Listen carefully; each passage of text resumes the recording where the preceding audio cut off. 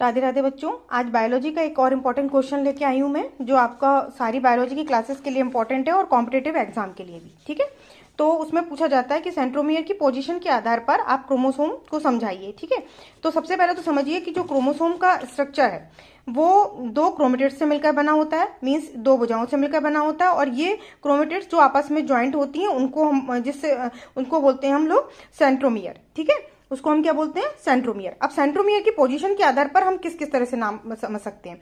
तो इसमें क्या है आपका, सबसे पहले आप देखिएगा कि जैसे कि मेटासेंट्रिक है। मेटासेंट्रिक में क्या होता है कि दोनों भुजाएं जो हैं इक्वल होती हैं, यानी कि जो सेंट्रोमियर की पोजीशन होती है बीच में होती है, इसको हम लोग बोलते हैं मेटासेंट्रिक क्रोमोसोम।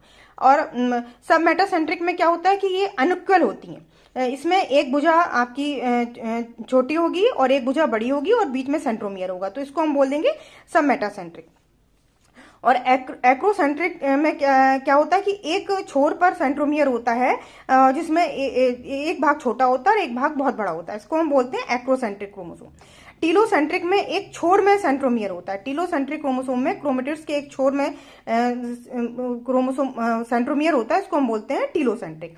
नेक्स्ट है आपका, आप इसमें है असेंट्रिक। ओके, असेंट्रिक जो होता है उसमें सेंट्रोमियर नहीं पाया जाता, आप ध्यान रखिएगा।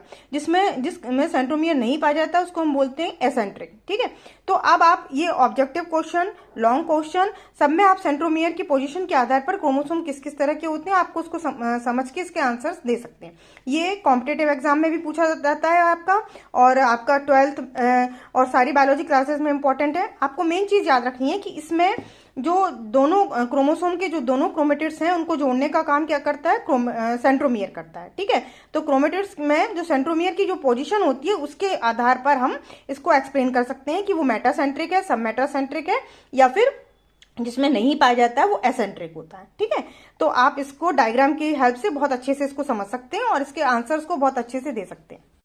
राधे राधे बच्चों, आज बायोलॉजी का एक और इम्पोर्टेंट क्वेश्चन लेके आई हूँ मैं, जो आपका सारी बायोलॉजी की क्लासेस के लिए इम्पोर्टेंट है और कॉम्पिटेटिव एग्जाम के लिए भी। ठीक है, तो उसमें पूछा जाता है कि सेंट्रोमियर की पोजीशन के आधार पर आप क्रोमोसोम को समझाइए। ठीक है, तो सबसे पहले तो समझिए कि जो क्रोमोसोम का स्ट्रक्चर है वो दो क्रोमेटिड्स से मिलकर बना होता है, मीन्स दो भुजाओं से मिलकर बना होता है। और ये क्रोमेटिड्स जो आपस में ज्वाइंट होती हैं उनको बोलते हैं हम लोग सेंट्रोमियर। ठीक है, उसको हम क्या बोलते हैं? सेंट्रोमियर। अब सेंट्रोमियर की पोजीशन के आधार पर हम किस किस तरह से नाम समझ सकते हैं।